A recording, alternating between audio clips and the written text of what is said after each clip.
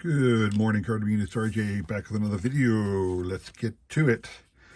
Today's random Mike Schmidt item of the day. I have here Mike's 1976 Topps card. The 1976 Home Run Leaders card had him with Greg Luzinski, his teammate, who was third. Dave Kingman from the Mets was second with 36.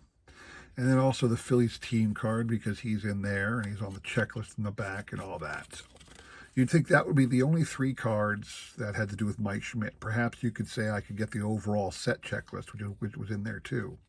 But somebody showed me off something on their own channel the other day, and it was cards with Hall of Fame players in the background. So I picked up this one. 1976 Steve Antivirus card, and there's Mike Schmidt playing third base.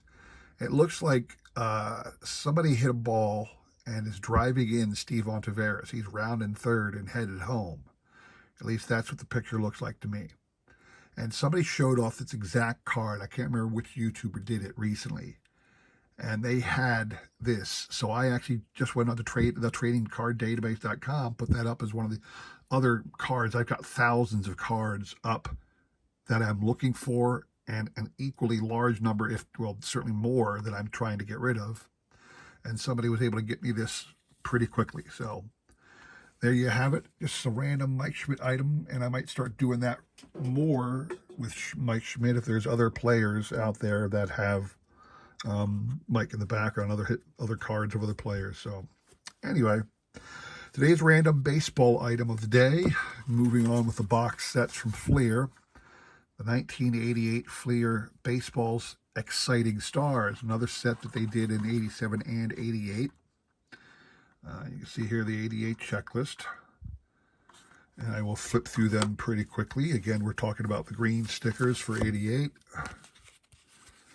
And this is what your Exciting Stars card looks like. At least they did try and come up with a different design for all of their different box sets. They had so many of them in the years. Mickey Brantley. That's like one of those guys you just wonder how in the world do some of these guys make these little sets, and why him and not some of the other players. But frankly, I think they had so many of these little box sets that they had the ability to pick unknown players and throw them in, just because the good guys would be in so many of the other ones. I'm not saying Mickey Brantley wasn't a great guy. Hey, he's in the major leagues. I'm not. So here's your Mike Schmidt card. Never liked that picture of Schmidt. I've seen that on a couple other cards, actually. Different poses. He's just warming up before some game. He's got this look on his face like, get out of my face, you camera guy. I don't know. But he does not look happy. And Larry Sheets. How did Larry Sheets make a set like this?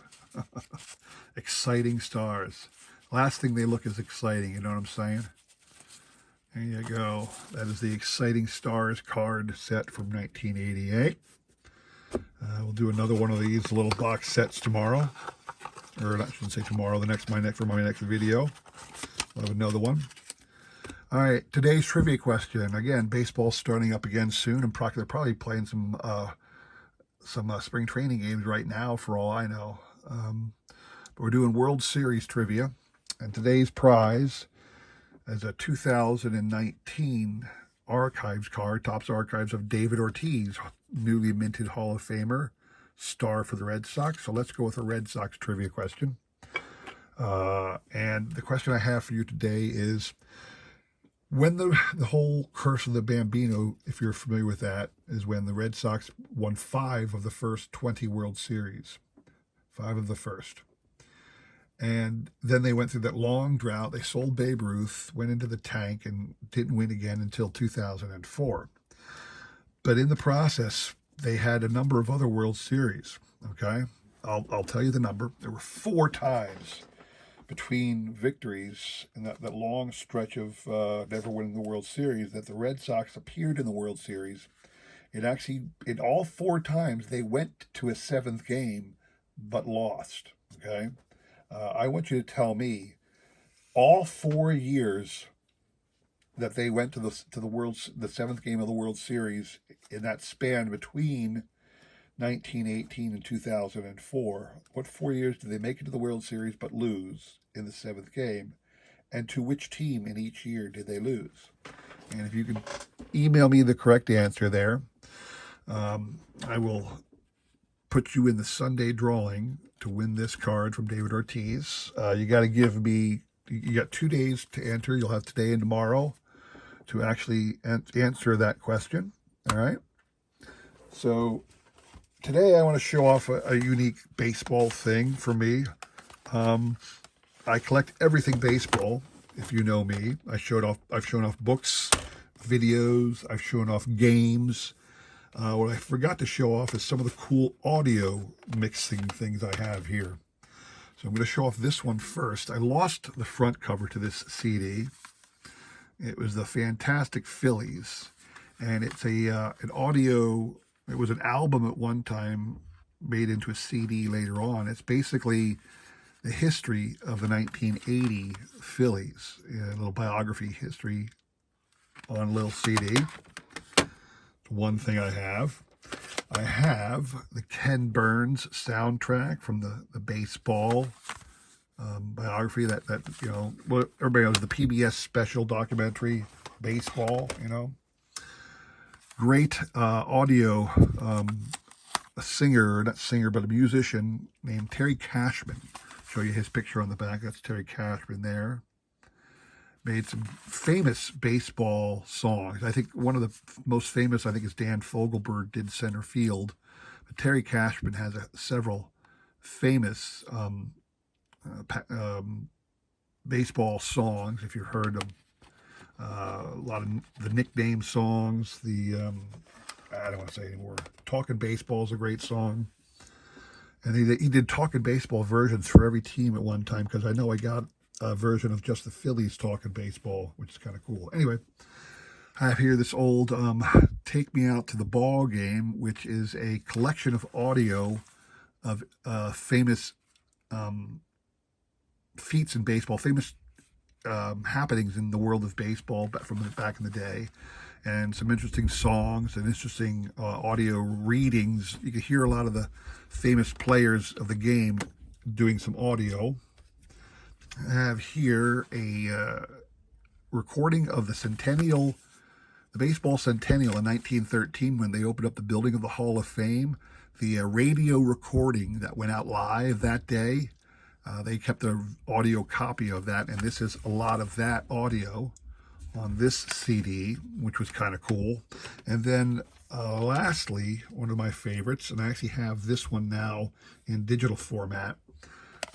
Larry Ritter did The Glory of Their Times, a book back in the 60s.